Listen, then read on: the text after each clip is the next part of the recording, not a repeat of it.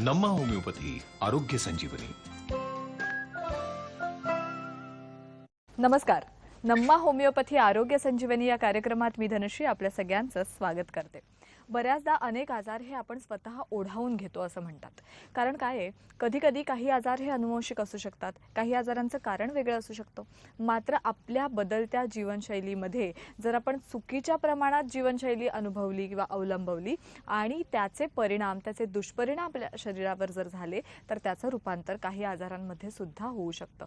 आणि म्हणूनच असे हे आजार, अशा ह्या व्याधी नेमक्या कोणत्या, त्या व्याधी जर टाळायच्या असतील तर आपण काय करायला हवं आणि अशा व्याधी असे त्रास जर झालेच तर मग नेमकी उपचार पद्धत आपण कोणती घ्यायला हवी याबद्दल आज आपल्याला मार्गदर्शन करणार आहेत. आणि त्यासाठी आपल्याबरोबर आहेत नम्मा होमिओपॅथीमध्ये MD होमिओपॅथ असलेले डॉक्टर प्रांजल चव्हाण. नमस्कार. नम्मा होमिओपॅथी आरोग्य संजीवनीमध्ये तुमचं स्वागत आहे. नमस्कार. सगळ्यात आधी नम्मा होमिओपॅथीची क्लिनिक्स आता संपूर्ण महाराष्ट्रभर आहेत. तुम्हाला कोणत्याही प्रकारची व्याधी त्रास जर असेल तर लवकरात लवकर तुम्ही नम्मा होमिओपॅथीच्या क्लिनिक्सला भेट देऊ शकता. त्यासाठी महाराष्ट्रामध्ये मुंबईमध्ये दादर आणि ठाणे, त्याचबरोबर पुणे, नाशिक, सोलापूर, कोल्हापूर, नागपूर, औरंगाबाद आणि कर्नाटकामध्ये सुद्धा नम्मा होमिओपॅथीच्या ब्रँचेस आहेत, जिथे जाऊन तुम्ही तुमच्या प्रश्नांचं निरसन तर करून घेऊ शकताच, परंतु त्याबरोबरच मोठमोठ्याच नाही तर अगदी छोट्या छोट्या त्रासांवर, व्याधींवर सुद्धा डॉक्टरांकडनं तुम्हाला खात्रीशीर इलाज मिळू शकतो. आज आपण डॉक्टरांशी चर्चा करणार आहोत. सगळ्यात सुरुवातीला नम्मा होमिओपॅथी या नावातच होमिओपॅथी ट्रीटमेंट ही आली. आता होमिओपॅथी ट्रीटमेंट कधी घेतली जाते आणि ही कशा पद्धतीची असते याबद्दल अनेक प्रेक्षकांना माहिती आहे. आजकाल आपण बघतो की इंटरनेटवर होमिओपॅथीबद्दल बरीचशी माहिती उपलब्ध असते, मात्र एक खात्रीशीर माहिती डॉक्टरांकडनं आल्यानंतर या होमिओपॅथीवर जास्त विश्वास प्रत्येकाचाच बसायला लागतो. होमिओपॅथी म्हणजे नेमकं काय आणि ती का प्रत्येकानेच अवलंबवावी याबद्दल काय सांगाल? सगळ्यात महत्त्वाचं म्हणजे होमिओपॅथी. होमिओपॅथी म्हणजे काय? सिमिलर पॅथी म्हणजे काय? तर ही एक नैसर्गिक उपचार पद्धती आहे. नैसर्गिक उपचार पद्धती जेव्हा आपण अवलंबतो तेव्हा ती नैसर्गिक उपचार पद्धती आपल्या नैसर्गिक आजारांना किंवा ज्यांना आपल्याला अनफॉर्च्युनेटली जे झालेले आहेत त्यांना समूळ नाश करण्यासाठी अत्यंत प्रभावी असते. सगळ्यात महत्त्वाचं म्हणजे होमिओपॅथी. होमिओपॅथी ही काय आहे? तर होमिओपॅथी ही सगळ्यात जुनी आणि सगळ्यात पुरातन काळापासून चालत आलेली एक उपचार पद्धती आहे. या उपचार पद्धतीमध्ये सर्वसाधारणपणे वेदनारहित आपण शब्द वापरूयात. बेसिकली वेदनारहित उपचार पद्धती. खूप साऱ्या व्याधींमध्ये कधी काही आपण आपल्याला उपचार घेताना अनेक वेदना वगैरे होतात, पण ही उपचार पद्धती अशी उपचार पद्धती की वेदनारहित आहे. कुठल्याही पद्धतीचा हे उपचार घेताना काही त्रास होत नाही, कुठल्याही पद्धतीचा काही कॉम्प्लिकेशन्स त्या व्यक्तीला त्या ठिकाणी जाणवत नाही. अशी उपचार पद्धती अगदी सोपी आणि सरळ उपचार पद्धती आहे, ती म्हणजे होमिओपॅथी. आता आपण आपल्या नम्मा होमिओपॅथी संदर्भात समजून घेऊयात. आपली जी नम्मा होमिओपॅथी सिस्टीम आहे, जी नम्मा होमिओपॅथी ज्या आधारावर बेस आहे, तो बेस म्हणजे immunogenic miasmatic 6th generation homeopathic medicine system. म्हणजे काय? तर सगळ्यात महत्त्वाचं थोडंसं हा जो मोठा शब्द मी वापरला त्या शब्दाचा ब्रेक करून मी तुम्हाला समजावून सांगतो. इम्युनोजेनिक. इम्यून म्हणजे आपली रोगप्रतिकार शक्ती. आजकालच्या या जगामध्ये प्रत्येक माणसाची, प्रत्येक व्यक्तीची जी रोगप्रतिकार शक्ती जी आहे ती कोणाची चांगली, कोणाची वाईट, कोणाची कमी, कोणाची अधिक अशी जाणवायला लागते. त्या गोष्टींचा परिणाम काय होतो? तर आपल्या शरीराला आपल्याला वेगवेगळ्या व्याधी निर्माण होण्याची शक्यता असते. आपली जी रोगप्रतिकार शक्ती जी आपल्या शरीरामध्ये स्वतः जी आलेली आहे, ती शक्ती ज्या व्यक्तींमध्ये प्रभावितरित्या कार्य करते किंवा ज्या व्यक्तींना आजार झालेला आहे त्या व्यक्तींना किंवा त्या व्यक्तींमध्ये आपल्या होमिओपॅथीच्या माध्यमातून ही उपचार पद्धती त्या व्यक्तीचे थोडे व्यवस्थितरित्या रोगप्रतिकार शक्तीचे सेल्स वाढवायला नक्की मदत करत असते. आता आपण दुसरा मुद्दा समजून घेऊया. जेनिक म्हणजे काय? जेनिक म्हणजे काय? तर अनुवंशिकता, जीन्स. जे आपल्या आईवडिलांकडनं किंवा आपल्या नातेवाईकांकडनं जे काही आपल्याला जीन्स आलेले आहेत, अनुवंशिकतेमुळे सुद्धा काही आजार हे आपल्याला होत असतात. त्या अनुषंगाने आपल्या शरीरामध्ये काही जीन्स आलेले असतात, त्याच्यामुळे सुद्धा काही कॉम्प्लिकेशन्स आपल्याला निर्माण होऊ शकतात. तर त्या संदर्भात त्या पद्धतीचेही उपचार आपल्याला या नम्मामध्ये आपल्याला मिळू शकत असतात. तिसरा शब्द मी तुम्हाला वापरला 6th जनरेशन. 6th जनरेशन म्हणजे काय? आजकालची ही जी आपली पिढी आहे, हे जे युग आहे, ते सध्या धावपळीचं, धकाधकीचं, पटापट धावपळ जी आपण करतो, जी दगदग आपण करतो आहे किंवा चुकीच्या खाण्यापिण्याच्या पद्धती झालेल्या आहेत किंवा फास्ट फूड झालेलं आहे. फास्ट लाईफ जे आहे, सेडेंटरी लाईफ जे झालेलं आहे, हे सगळं जे लाईफ आहे किंवा हे सगळं जे सिस्टम आहे, हे आपलं 6th जनरेशनमध्ये येतं. म्हणून ह्याला आम्ही म्हणतो की 6th जनरेशन सिस्टम. म्हणजेच आपल्याला आपल्या नम्मा होमिओपॅथी सिस्टम्समध्ये काय प्रोव्हाइड केलं जातं, तर immunogenic miasmatics 6th generation homeopathic system. म्हणजे या पद्धतीचे सगळे व्यवस्थित फॉर्म्युले अप्लाय करून आणि आम्ही एक व्यवस्थित पेशंटची मदत घेऊन, पेशंटचे सिम्पटम्स घेऊन आम्ही पेशंटला मदत करतो आणि त्या पद्धतीने काही औषधं त्याला प्रोव्हाइड करतो आणि त्या अनुषंगाने त्या व्यक्तीमध्ये नक्कीच छान बदल होतात आणि त्या ठिकाणी त्या व्यक्तीला खूप छान रिझल्ट्स मिळत असतात. ही आहे आपली नम्मा होमिओपॅथीची सिस्टम. आपली ही चर्चा अशीच चालू राहणार आहे डॉक्टर, पण मात्र आता आपल्याला नाशिकवरनं सोनू वाघमारे यांचा कॉल येतोय. नमस्कार सोनू, बोला, प्रश्न विचारा तुमचा. हॅलो, मी सोनू वाघमारे बोलते नाशिकवरून. हं. मला 2 महिन्यांपासून कॉन्स्टिपेशनचा त्रास आहे. आता काही दिवसांपासून मला ब्लिडिंग पण सुरू झालं आहे. तर मला पायल्सचा आजार आहे का डॉक्टर? म्हणजे त्यांना झालेला नाहीये मूळव्याध, मात्र ही स्टेज मूळव्याधची असू शकते का, असा त्यांचा प्रश्न. सगळ्यात महत्त्वाचं म्हणजे जसं तुम्ही मला म्हणालात की तुम्ही नाशिक एरियातून राहतात. नाशिक एरिया म्हणजे थोडासा नाही म्हटलं तरी तिथे थोडा कमी पाऊस पडतो, ऊन जास्त आहे आणि थोडंसं तिथलं वातावरण आणि खाणं-पिणं या गोष्टी बघता थोडंसं तुम्ही स्वतःला त्या बाबतीत मेंटेन ठेवणं अत्यंत गरजेचं आहे एक. आणि जसं आता नाशिकमध्ये आपली नम्मा होमिओपॅथी नाशिकमध्येही अवेलेबल आहे. तुम्हाला त्या ठिकाणी तुम्ही नक्कीच भेट देऊ शकतात. आता तुमच्या प्रश्नाचं उत्तर मी देतो. आता कसं आहे, सगळ्यात महत्त्वाचं म्हणजे तुम्हाला कॉन्स्टिपेशनचा त्रास आहे. म्हणजे कसं तुम्हाला मैला कडक येतोय, म्हणजे तुमचा हार्ड स्टूल होत आहे. जर वारंवार तुम्हाला हार्ड स्टूल होतं आणि एवढ्या दिवसांपासून होतं आहे, तर जेणेकरून याच्यामध्ये शक्यता आहे पाईल्स होण्याची. म्हणजे का? कारण आता जसं तुम्ही म्हणता की तुम्हाला थोडं ब्लिडिंग पण होतं आहे. ब्लिडिंग का होतं आहे, तर कारण तो मैला त्याच्यातून घासून येतो आहे. तो जो कडक स्टूल जे होतं आहे, हार्ड स्टूल जे होतं आहे, तो मैला त्याच्यातून घासून येतो आहे आणि कदाचित त्या आतल्या ज्या बाजू आहेत किंवा आतलं जे गुदद्वाराच्या नसा आहेत, त्यांना कुठेतरी चीर पडून कुठेतरी त्या ठिकाणी त्या फुगून त्याच्यातून ब्लिडिंग होत असावं. त्याच्यामुळे हे कॉम्प्लिकेशन्स तुम्हाला जाणवत असावं. तर मला जरा एक असं महत्त्वाचं वाटतं की असू शकतं हे गोष्ट की ह्याच्यामध्ये हे मूळव्याध तुम्हाला त्रास देऊ शकतात. तर नक्कीच तुम्ही नम्मा होमिओपॅथीच्या क्लिनिकमध्ये अवश्य भेट द्या आणि त्या अनुषंगाने तुम्हाला नक्कीच त्या ठिकाणी ट्रीटमेंट ही मिळत जाईल. सोनू यांच्या प्रश्नाचं निरसन तर नक्कीच झालेलं असेल, मात्र एक प्रश्न असा की त्यांनी जसं सांगितलं की 2 महिन्यापासून त्यांना कॉन्स्टिपेशनचा त्रास होतो आहे आणि आता त्यांना भीती आहे की ह्याचं रूपांतर मूळव्याधात होणार नाही ना. मात्र कॉन्स्टिपेशन हे आजकाल इतका कॉमन त्रास झालेला आहे की आपण स्वतः नेहमी, म्हणजे मग मुंबईसारख्या शहरात असो, नाशिक असो, पुणे असो किंवा कुठेही असो, आपण स्वतःला हायड्रेट ठेवणं खूप गरजेचं आहे. आणि आपण बघतो की कामाच्या धकाधकीमध्ये आपलं पाणी पिणं तितकं होत नाही, खाणं पिणं वेळेवर होत नाही आणि मग अशा वेळेला हायड्रेटेड बॉडी नसल्यामुळे कॉन्स्टिपेशनचा त्रास हा मला वाटतं की 100 पैकी 80% लोकांना सध्या जाणवतो आहे. मग या त्रासाचं रूपांतर मूळव्याधात होऊ नये म्हणून प्रिकॉशनरी मेजर्स काय सांगाल? नाही, नक्कीच. जसं मॅडमने सांगितलं की पाणी, खरोखर जसं पाणी अतिशय पिणं गरजेचं आहे. कमीत कमी 4 लिटर पाणी हे दिवसामधून तुमच्या शरीरामध्ये जायलाच पाहिजे.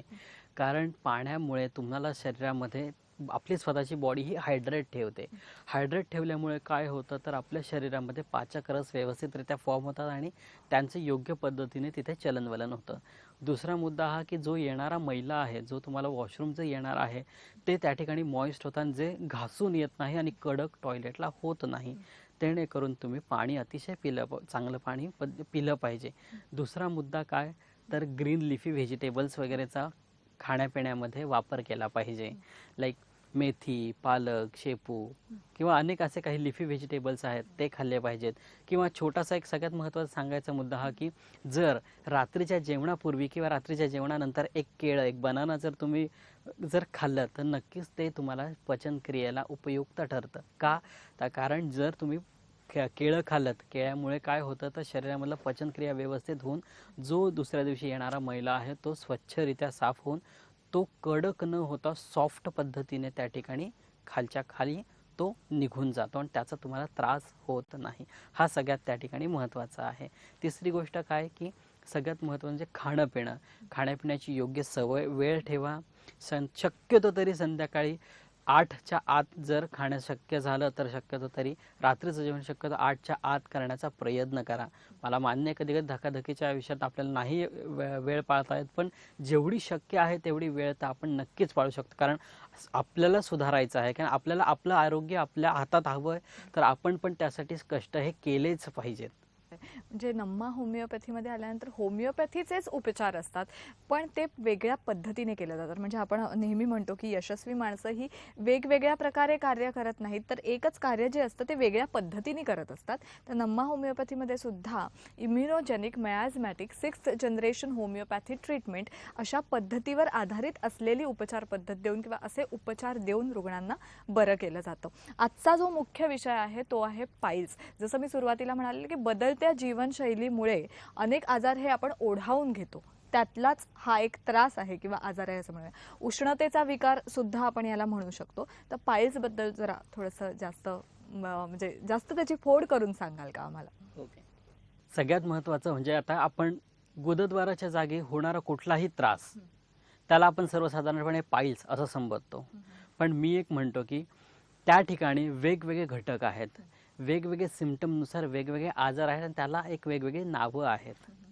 जर गुदद्वाराच्या ठिकाणी आग होणे, खाज येणे, टोचल्यासारखं वाटणे असं जर काही त्या व्यक्तीला जाणवत असेल तर त्याला सर्वसाधारणपणे फिशर असं संबोधणं गरजेचं आहे. जर गुदद्वाराच्या ठिकाणी काही फोड्या आलेल्या असतील, काही पुस्ट्युल्स निर्माण झालेले असेल आणि त्याच्यातून जर काही पस, पू, पाणी, रक्त असं जर काही वाहत असेल तर त्याला सर्वसाधारणपणे आपण फिस्च्युला असं संबोधतो. आणि पाईल्स म्हणजे काय, तर आपलं जे गुदद्वार आहे, गुदद्वाराच्या आतल्या बाजूनं आणि बाहेरच्या बाजूनं जे काही कोंब सदृश्य निर्माण होतात किंवा कोंब त्या ठिकाणी येतात किंवा एक मस्सा किंवा एक मोड त्या ठिकाणी तयार झालेला असतो, त्याला सर्वसाधारणपणे आपण पाईल्स म्हणतो. या पाईल्सलाच मराठीमध्ये मूळ व्याध म्हणतात. पण मूळव्याध होण्याची कारणं ही वेगवेगळी असू शकतात. म्हणजे सर्वसाधारणपणे जर बघायला गेलं तर अति तिखट पदार्थांचं सेवन करणं असो किंवा धूम्रपान, मद्यपान यासारखी व्यसनं वारंवार करणं असो किंवा मग अति उष्ण पदार्थांचं सततचं सेवन असो किंवा वेगवेगळ्या आपण ज्या गोष्टींकडे नेहमी दुर्लक्ष करतो त्या दुर्लक्षित गोष्टीच पुन्हा जाऊन मूळव्याधामध्ये त्याचं रूपांतर होऊ शकतं. यासाठी अनेक कारणं आहेत. ती कारणं कोणकोणती आणि अशी जर कारणं असतील तर नेमकी प्रेक्षकांनी किंवा त्या मूळव्याध होणाऱ्या व्यक्तीने काय काळजी घ्यायला हवी? नक्कीच.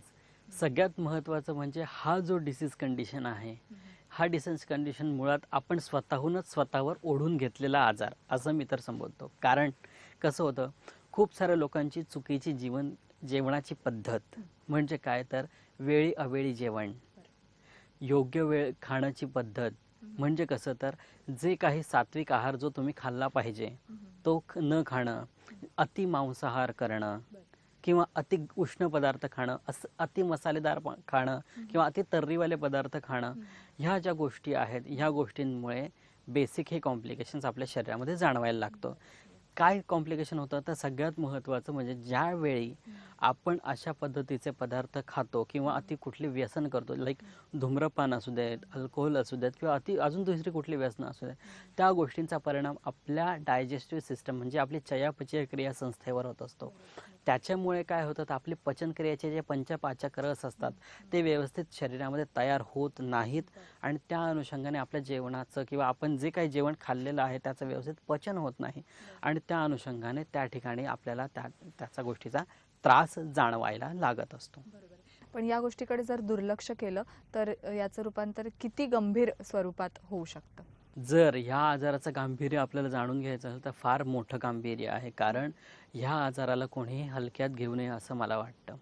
कारण हा आजार पुढे जाऊन फार मोठ्या घटकांसाठी म्हणजे अगदी कॅन्सरपर्यंत हा आजार जाऊ शकतो. कारण आपल्या शरीरामध्ये आपला हा जो काही त्रास होतो, जो गुदद्वाराच्या ठिकाणी आग होणे, खाज येणे, दुखणे, रक्त येणे, हे असे अनेक घटक आपल्याला कधी ना कधी जाणवत असतात. पण जर आपण त्याच्यावर वेळीच उपचार घेतले नाहीत किंवा वेळीच जर आपण त्याचं व्यवस्थित पालन केलं नाहीत किंवा ज्या चुकीच्या पद्धती आपण ज्या अवलंबत आहोत त्या जर आपण फॉलो ठेवल्या तशाच, तर आपल्याला ह्याचा गंभीर परिणाम भविष्यात जाणवू शकतो. त्याच्यामुळे माझा प्रत्येक व्यक्तीला एक सल्ला राहील, जर तुम्हाला असे काही कॉम्प्लिकेशन जाणवत असतील किंवा तुमची जर काही चुकीची खाण्यापिण्याची पद्धत असेल तर शक्यतो ती टाळण्याचा प्रयत्न करा आणि त्या अनुषंगाने तुम्ही उपचार पद्धतीही घ्या. आहे. पण मुळात आपण जे म्हणतो ना की पाईल्स किंवा मूळव्याध हा जसा आजार याची कारणं तुम्ही सांगितलेली आहेत की एक चुकीची जीवनशैली, त्यामुळे तर तो होऊच शकतो. पण त्याचबरोबर स्त्रियांना हे जास्त धोकादायक आहे का, की स्त्रियांमध्ये याचं प्रमाण जास्त? कारण आपण बघितलं तर युरिन इन्फेक्शनचं प्रमाण हे स्त्रियांमध्ये थोड्याफार प्रमाणात जास्त असतं, तर मूळव्याधाचं सुद्धा प्रमाण जास्त असू शकतं का? हो, नक्कीच. खूप साऱ्या व्यक्तींमध्ये म्हणजे बेसिकली स्त्रियांमध्ये मूळव्याध हा कधी जाणवतो तर ड्युरिंग अँड आफ्टर प्रेग्नन्सी, डिलिव्हरीच्या दरम्यान, त्या जे 9 महिने असतात त्या दरम्यान किंवा आफ्टर डिलिव्हरी या व्यक्तींमध्ये मोस्ट ऑफ दी स्त्रियांमध्ये आपल्याला हा प्रकार जाणवू शकतो. किंवा काही स्त्रियांचं कसं असतं, आपल्या ज्या भारतीय स्त्रिया आहेत त्या थोडंसं शिळं अन्न वगैरे काही खातात. मोस्टली ती सवय असते खूप साऱ्या स्त्रियांना की पुरुषांना किंवा आपले जे रिलेटिव्ह त्यांना ते चांगलं अन्न देतात आणि जे काही कालचं वगैरे उरलेलं आहे ते शिळे पदार्थ त्या स्वतः ते खातात. तर माझ्या दृष्टीने हे प्रत्येक स्त्रीला मी हा सल्ला देईल की चुकीचं किंवा असं शिळे पदार्थ खाऊ नका, कारण त्या गोष्टीने त्या स्त्रीला त्याचे डायजेस्टिव्ह परिणाम होत असतात किंवा त्याचे डायजेशन जे असतं ते वीक होऊ शकतं आणि ते जे वीक डायजेशन झालं तर त्याला नक्कीच कॉम्प्लिकेशन जाणवतं, ते म्हणजे मूळव्याधच. बऱ्याचदा कसं होतं की अशा आजारांवर किंवा अशा त्रासांवर एखादी व्यक्ती जिला हा आजार झालेला आहे, होतो आहे, ती व्यक्ती खुलेपणाने बोलू शकत नाही. म्हणजे जितके डॉक्टर मनमोकळेपणाने या विषयावर चर्चा करू शकतात किंवा आपल्याला योग्य मार्गदर्शन करू शकतात, पण एखादी व्यक्ती जर मूळव्याधासारखा त्रास घेऊन डॉक्टरांसमोर आली तर खुलेपणाने ती बोलू शकत नाही. अशा वेळेला नम्मा होमिओपॅथीमध्ये त्या व्यक्तीला, त्या रुग्णाला कशा प्रकारे हाताळलं जातं? नक्कीच, खूप छान बोललात तुम्ही. कारण काय तर ह्याला आपण मराठीमध्ये अवघड जागेचं दुखणं असं आपण म्हणतो, बरोबर आहे. कारण अवघड जागेचं दुखणं म्हणजे काय, की ना धड ते सांगता येत नाही, ना धड सहनही करू शकत नाही. त्रास तर होतोच आहे, पण सांगणार कोणाला आणि सांगणार कशा पद्धतीने आणि सांगण्यासारखी व्यक्ती किंवा आपल्याला नक्की मार्गदर्शन करणारी व्यक्ती कुठे भेटेल का, हा सगळ्यात महत्त्वाचा प्रश्न व्यक्तीला पडतो. त्याच्यामुळे खूप सारे व्यक्ती त्याच्याकडे इग्नोर करतात आणि काहीतरी अमुक दमुक छोटीशी कुठली ना कुठली काही ना काहीतरी औषध उपचार पद्धती घेऊन त्याला सप्रेस करण्याचा किंवा तात्पुरता त्याला इलाज करण्याचा प्रयत्न करतात.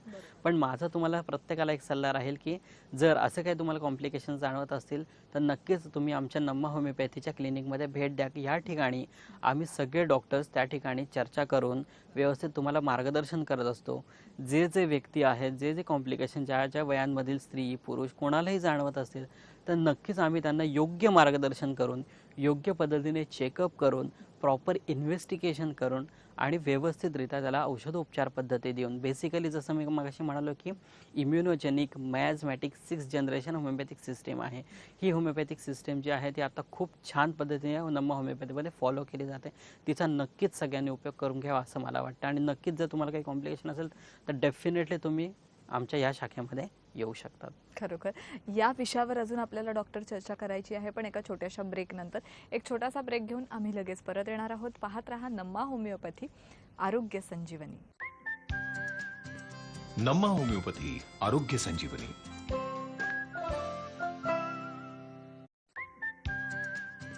नम्मा होमिओपॅथी आरोग्य संजीवनी.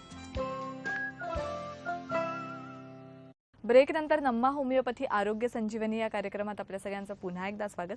माझ्याबरोबर आहेत नम्मा होमिओपॅथीचे MD होमिओपॅथ डॉक्टर प्रांजल चव्हाण. आणि आज आपण एका मुख्य विषयावर, आजचा मुख्य विषय हा आहे मूळव्याध. यावर तर आपल्याला चर्चा करायची आहे, डॉक्टरांकडनं योग्य मार्गदर्शन सुद्धा घ्यायचं आहे. पण बऱ्याचदा हा आजार जो आहे किंवा कोणत्याही प्रकारचा त्रास हा शरीरामध्ये जेव्हा मूळ घट्ट करतो आपलं, त्यामध्ये फक्त शारीरिकच त्रास आपल्याला होत नाही तर मानसिक त्रास सुद्धा होतो. आणि म्हणून कोणत्याही आजारावर उपचार करताना फक्त शरीरातनंच तो आजार बाहेर काढणं तेवढंच महत्त्वाचं नसतं, तर मनातनं मानसिकरित्या सुद्धा तो आजार बाहेर काढणं सुद्धा तितकंच महत्त्व असतं.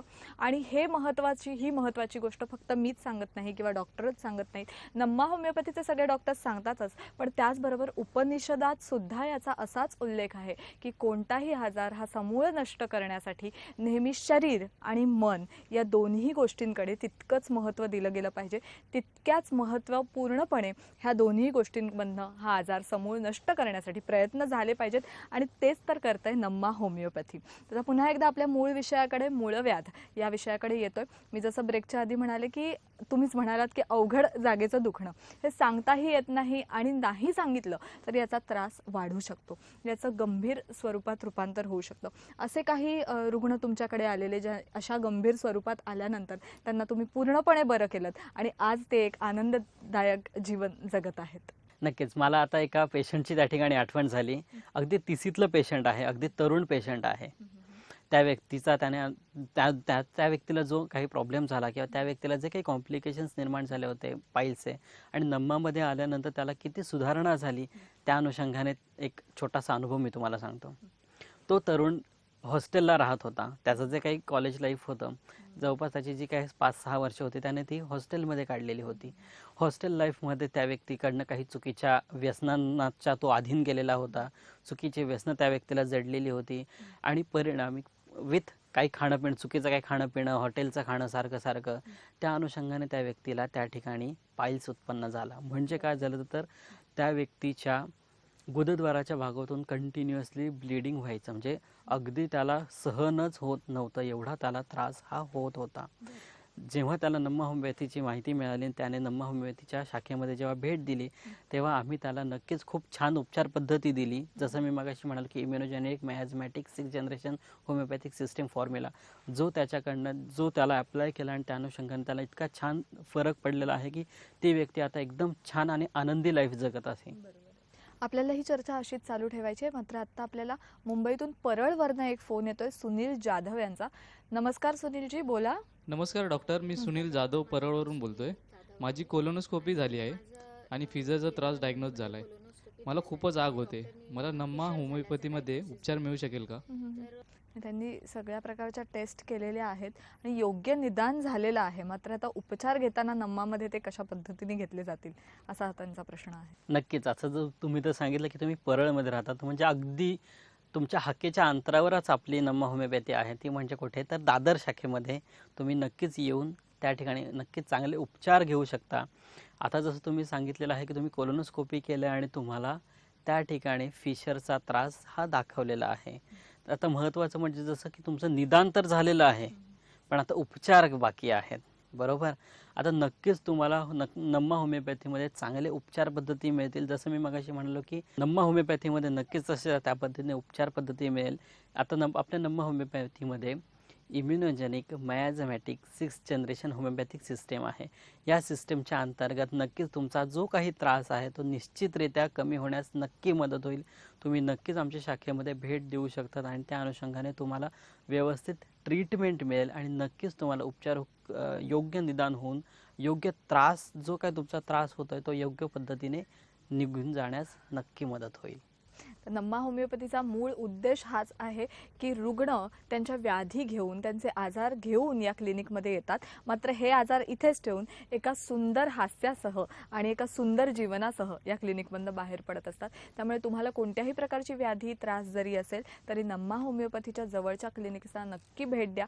तुम्हाला डॉक्टरांशी संपर्क साधायचा असेल, अपॉइंटमेंट घ्यायची असेल, तुमच्या प्रश्नांचं निरसन करून घ्यायचं असेल तर स्क्रीनवर खाली दिलेल्या नंबरवर नक्की संपर्क साधा. पुन्हा एकदा आपण या विषयाकडे वळतो आहोत आणि असे अनुभव अनेक तुमच्या गाठीशी आहेतच. मात्र घरच्या घरी सुद्धा काही काळजी घेता येते आणि ही काळजी घेतल्यानंतर सुद्धा अशा प्रकारच्या आजारांना आपण टाळू शकतो किंवा त्याची इंटेन्सिटी तरी कमी करू शकतो. अशा काही टिप्स आपल्या प्रेक्षकांना द्या. हो, नक्कीच. कारण कसं आहे, हा आजार आपण आपल्यावरूनच हा ओढून घेतलेला आजार. जसं मी मगाशी म्हणालो की हा आजार हा कुठून बाहेरून किंवा आलेला नाहीये. हा आजार आपणच आपल्यावर ओढून घेतलेला आहे. त्याच्यामुळे त्याचं निरसन पण आपल्यालाच करायचं आहे, बरोबर आहे. त्याच्यासाठी सगळ्यात महत्त्वाच्या काही घरगुती टिप्स म्हणजे सगळ्यात सोप्या आणि साध्या आहेत. काय तर सगळ्यात महत्त्वाचं म्हणजे वेळेत जेवण करणे. खूप सारे व्यक्ती वेळेत जेवण करत नाहीत, योग्य वेळ पाळत नाहीत. त्याच्यामुळे बेसिकली डायजेशन तुमचं वीक होतं. हा पहिला मुद्दा. दुसरा मुद्दा काय तर तुम्ही जे काही स्पायसी, तेलकट, तिखट, आंबट ह्या ज्या गोष्टी अतिसेवन करत असाल किंवा अति मांसाहार करत असाल तर हे शक्यतो तुम्ही टाळण्याचा जरा प्रयत्न केला पाहिजे. जो काही आहार घेत असाल तो योग्य पद्धतीनं सात्विक आहार घेणं अत्यंत गरजेचं आहे आणि समतोल आहार घेणं अत्यंत गरजेचं आहे. तिसरं म्हणजे वॉटर इंटेक म्हणजे पाणी पिणे. आपल्या शरीरामध्ये, आपल्या माणसाच्या शरीरामध्ये आपल्याला कमीत कमी दिवसाला 3 ते 4 लिटर पाणी हे व्यक्तीने पिलंच पाहिजे. का? कारण आपल्या शरीरामध्ये मिनरल आहेत, म्हणून आपण त्याला मिनरल वॉटर म्हणतो, बरोबर. तर आपल्या शरीरातले हे जे मिनरल घटक आहेत ते आपल्या शरीरातलं डायजेशन क्रिया म्हणजे आपल्या शरीरातले जे ॲसिड ॲसिड जे उत्पन्न होत असतात, आतले पंचपाचक रस जे तयार होत असतात त्यांना एक स्टेबल ठेवण्याचं काम हे पाणी करत असतं. त्याच्यामुळे पाणी पिणं अत्यंत गरजेचं आहे. हाच तिसरा मुद्दा आहे. चौथा मुद्दा काय, तर झोप पुरेशी घेणं गरजेचं आहे. कारण खूप सारे व्यक्ती झोप पुरेशी घेत नाही आणि त्याच्यामुळे आपल्याला शरीरामध्ये हीट उत्पन्न होते, चिडचिडेपणा निर्माण होतो आणि त्या अनुषंगानेही पुन्हा आपल्याला कॉम्प्लिकेशन्स जाणवायला लागत असतात. तर ह्या काही टिप्स आहेत ज्या तुम्ही रेग्युलरली फॉलो करू शकतात. पण याचबरोबर अनेक वेगवेगळ्या प्रकारच्या व्याधी असतात ज्यावर नम्मा होमिओपॅथीमध्ये उपचार केले जातात. म्हणजे मूळव्याध हा एकच त्रास घेऊन आलेली व्यक्ती, तिला अनेक बाकीचे सुद्धा त्रास असू शकतात किंवा अगदी बेसिक लेवलला ॲसिडिटी सारखाच त्रास सुद्धा एखाद्या मोठ्या आजारात त्याचं रूपांतर होऊ शकतं जर दुर्लक्ष केलं तर. मग अशा वेळेला डॉक्टर कशा प्रकारे त्या व्यक्तीला सल्ला देतात आणि फक्त मूळव्याधच नाही तर त्याबरोबर इतर अनेक आजार किंवा इतर अनेक त्रास होमिओपॅथी ट्रीटमेंटमुळे कमी होऊ शकतात. नक्कीच, नक्कीच, नक्कीच. या ठिकाणी जसं मॅडमने सांगितलं की ॲसिडिटी सगळ्यात महत्त्वाचं कारण म्हणजे हेच आहे की जे व्यक्ती कुठल्या ना कुठल्या गोष्टीचं अतिसेवन करत असतील, लाईक धूम्रपान किंवा अल्कोहोल घेत आहेत, कुठलं व्यसन करत आहेत किंवा अति तेलकट, तिखट खात आहेत, त्या व्यक्तींमध्ये ॲसिडिक लेवल किंवा पंचपाचक रस किंवा ॲसिड तत्व हे खूप वाढतात आणि त्याच्यामुळे खूप सारे काही कॉम्प्लिकेशन्स निर्माण होत असतात. त्याच्यामुळे नम्मा होमिओपॅथीमध्ये ह्या अनुषंगाने व्यवस्थितरित्या त्याच्यावर उपचार पद्धतीही दिली जाते. या नम्मा होमिओपॅथीमध्ये कशा प्रकारची औषधांची ट्रीटमेंट होते? म्हणजे बऱ्याच वेळेला असं होतं की हे फक्त या ज्या असह्य वेदना होतात किंवा मूळव्याध झालेली व्यक्ती आणि त्याचं गंभीर स्वरूपात रूपांतर झालेली व्यक्ती ही चार चौघांमध्ये अगदी मोकळीकपणे वावरू शकत नाही. तिला खूप अवघड जातं सगळ्यांबरोबर वावरताना किंवा कुठेही प्रवास करताना म्हणा किंवा कुठेही जाताना. तर अशा वेळेला तिचा सगळ्यात महत्त्वाचा उद्देश असतो ते दुखणं कमी करणं किंवा ती चार चौघांमध्ये वावरू शकेल इथपर्यंतचा त्रास कमी करणं. तर तुम्ही सगळ्यात आधी कशावर भर देता? सगळ्यात महत्त्वाचं म्हणजे जे व्यक्ती ज्या गोष्टीच्या अनुषंगाने आलेले आहेत. आता खूप साऱ्या व्यक्तींना काही कॉम्प्लिकेशन असं जाणवतं की काही जणांना खूप पेन होत असतं की ते म्हणतात की सर मी साधं खुर्चीवर 5 मिनिटं बसू पण शकत नाही. का? कारण त्या ठिकाणी मला टोचल्यासारखं वाटतं, दुखल्यासारखं वाटतं. तर सगळ्यात महत्त्वाचं त्याच्या अनुषंगाने आम्ही त्यांचं जे दुखणं आहे म्हणजे मेन आम्ही सिम्पटमवर पहिला भर देतो. निदान त्याची पहिली काही दिवसात त्याची लक्षणं कमी होणं अत्यंत गरजेचं आहे. त्याची लक्षणं कमी झाल्यानंतर आम्ही त्याच्या मूळ पदावर म्हणजे त्याच्या मूळ आजारावर आम्ही फोकस करून त्या ठिकाणी औषधोपचार पद्धती करतो. काही जणांना अति रक्तस्राव त्या ठिकाणी होत असतं, खूप सारं ब्लिडिंग होत असतं. तर सगळ्यात महत्त्वाचं म्हणजे जर ब्लिडिंग झालं तर ॲनिमिया किंवा बाकीचे काही मेजर कॉम्प्लिकेशन जाणवू शकतात. तर सगळ्यात महत्त्वाचा आमचा पहिला भर असतो की जर मूळव्याधामध्ये जर खूप साऱ्या व्यक्तींना जर ब्लड येत असेल, कॉम्प्लिकेशन कुठले जाणवत असेल तर त्याचा पहिले तो मुद्दा त्याचा कमी करणं किंवा त्याला पहिलं त्या दृष्टीने ट्रीटमेंट देणं अत्यंत गरजेचं आहे. मग पहिले फोकस आम्ही तुमच्या साईन अँड सिम्पटम्सवर करून सायन्स अँड सिम्पटम बेटर झाल्यानंतर डेफिनेटली तुमच्या मूळ पदावर किंवा तुमच्या मूळ आजारावर त्या ठिकाणी उपचार पद्धती दिली जाते. डॉक्टर प्रांजल, तुम्ही या कार्यक्रमात सहभागी झालात, उत्तम असं मार्गदर्शन आपल्या प्रेक्षकांना केलं. पण त्याचबरोबर कोणत्याही आजाराकडे किंवा कोणत्याही त्रासाकडे दुर्लक्ष न करता लवकरात लवकर जर उपचार घेतले तर नक्कीच आपण कोणत्याही व्याधीतून कोणत्याही त्रासातून अगदी मुक्त होऊ शकतो आणि आनंदी जीवन जगू शकतो. हा एक मोलाचा सल्ला तुम्ही दिलात, त्याबद्दल तुमचे खूप खूप आभार. धन्यवाद. नम्मा होमिओपॅथीच्या जवळच्या क्लिनिक्सना नक्की भेट द्या आणि त्वरित तुमच्या त्रासातून मुक्तता मिळवा. तुम्हाला जर जवळच्या क्लिनिक्सना भेट द्यायची असेल तर नम्मा होमिओपॅथीची क्लिनिक्स आता संपूर्ण महाराष्ट्रभर आहेत. म्हणजे मुंबईमध्ये दादर, ठाणे, त्याचबरोबर पुणे, नाशिक, सोलापूर, कोल्हापूर, औरंगाबाद, नागपूर आणि कर्नाटकामध्ये सुद्धा नम्मा होमिओपॅथीची क्लिनिक्स आहेत. नम्मा होमिओपॅथीच्या डॉक्टरांचा एकच उद्देश आहे, रुग्णाला संपूर्णपणे बरं करणं आणि त्याच्या चेहऱ्यावर नेहमी एक स्मितहास्य असणं. तेव्हा लवकरात लवकर नम्मा होमिओपॅथीच्या क्लिनिक्सना भेट द्या. संपर्क साधण्यासाठी खाली स्क्रीनवर दिलेल्या टोल फ्री क्रमांकावर सुद्धा तुम्ही संपर्क साधू शकता आणि लवकरात लवकर अपॉइंटमेंट घेऊ शकता. पुन्हा भेटणार आहोत नम्मा होमिओपॅथीच्या पुढच्या भागामध्ये. तोपर्यंत पाहत राहा नम्मा होमिओपॅथी आरोग्य संजीवनी. धन्यवाद. नम्मा होमिओपॅथी आरोग्य संजीवनी.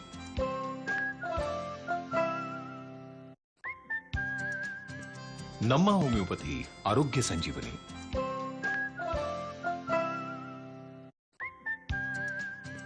नम्मा होमिओपॅथी आरोग्य संजीवनी.